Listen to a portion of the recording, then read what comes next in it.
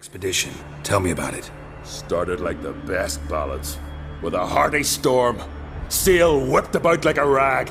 Finally caught sight of shore. But then sirens attacked, as if they'd just been biding their time.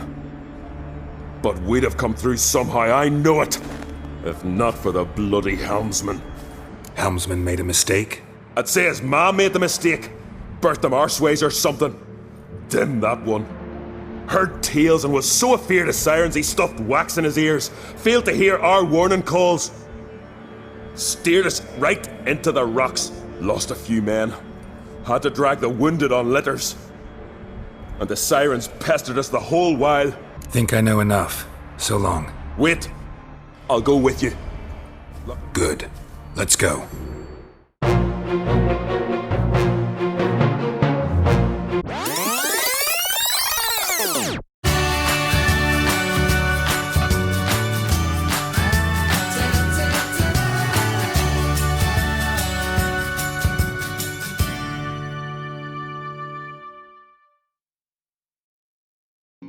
Hey everyone, DrMythos here, and welcome to a new episode of Myths Beyond the Games. In this episode, we're visiting the Isle of Undvik. While in the Skelligan Isles trying to round up clues of Ciri's recent time there, Geralt is asked to go help the younger Ancrate generation in their heroic tasks which they are making in a bid for the Skellige crown. When Geralt goes to help Hjalmar, the older sibling of the two, we travel to the Isle of Undvik. There, we encounter many scenes that are rather reminiscent of the Greek epic, the Odyssey. There are no straight-up emulations of the Odyssey, but there are clear elements in and around the Isle of Undvik and the quest to find and help Hjalmar. When looking for the young Ancrate and his crew, we come across a peculiar scene where the giant that has effectively taken over the island feeds his pet sirens as they're seemingly guarding this shipwreck. Inside the ship, we find a man who has clearly lost his wits and evokes an air of Ulysses himself as he sings about returning home. I long to be home, to the modest abode whose sands I roamed.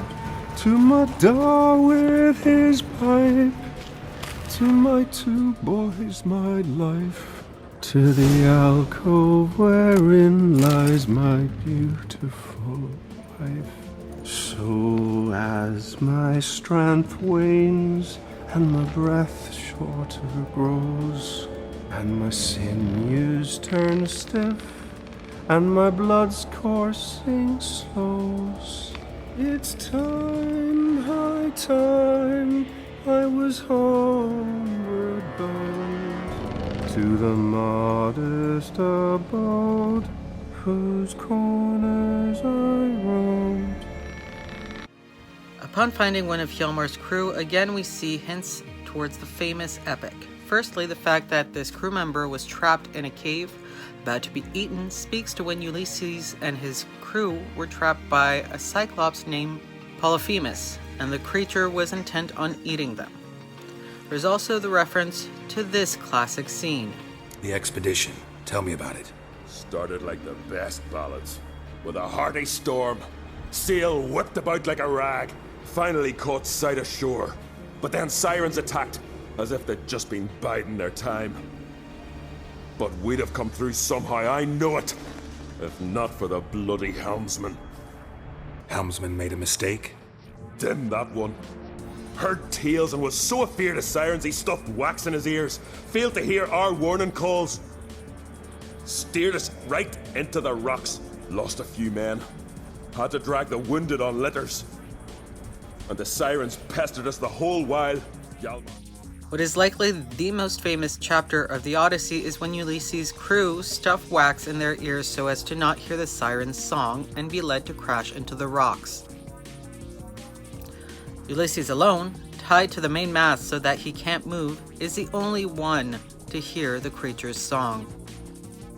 Here in The Witcher 3, things are slightly inversed as the crew do not have wax earplugs, but the navigator does, which ends up in a wreckage.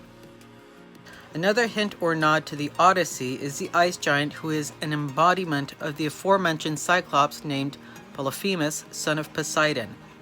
Just the fact that we see it feed the sirens as though they were his pets, and also the cave where he dwells, is all very evocative of Polyphemus.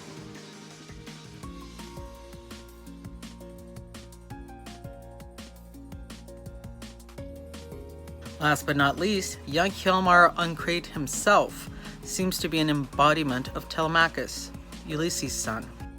Telemachus is described as a young man who never quite fully matches his father's talents, who is stout of heart and quick of temper. He's also presented as being at times too absent-minded and therefore careless when he goes about obtaining something.